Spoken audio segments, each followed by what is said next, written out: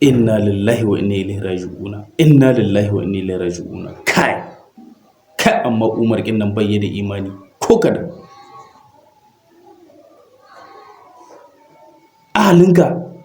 ahalinka to shawara da zan bada dan Allah dan Annabi, ko jujin da ya karbi hukuncin wannan, ina so kar a musu hukunci na shaƙe wuya na lokaci kaɗan su mutu.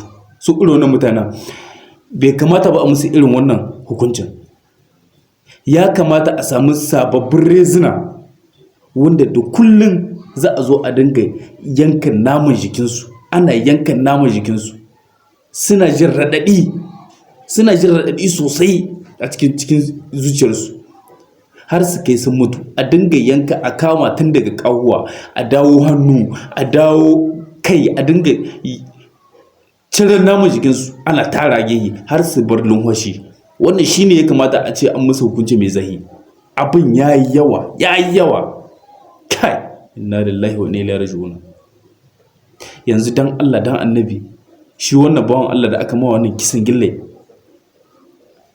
ya zai yi in kai ne ya zaka yi dan Allah da Annabi? Kai inna lillahi wa inna ilaihi raji'un. Nigeria ta lalace gaskiya.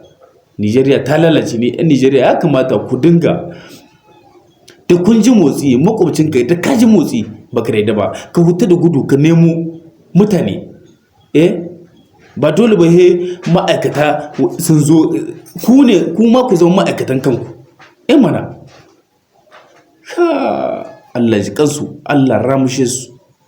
Sakon ta'aziyya daga Niger. Gaskiya na ji ba daɗi a cikin zuciyata wannan abin da aka yi. Inna lillahi wa inna ilaihi raji'un. Idan mu ce ka Allah ƙara maimaita wannan abin da aka yi, ka Allah ƙara maimaita shi.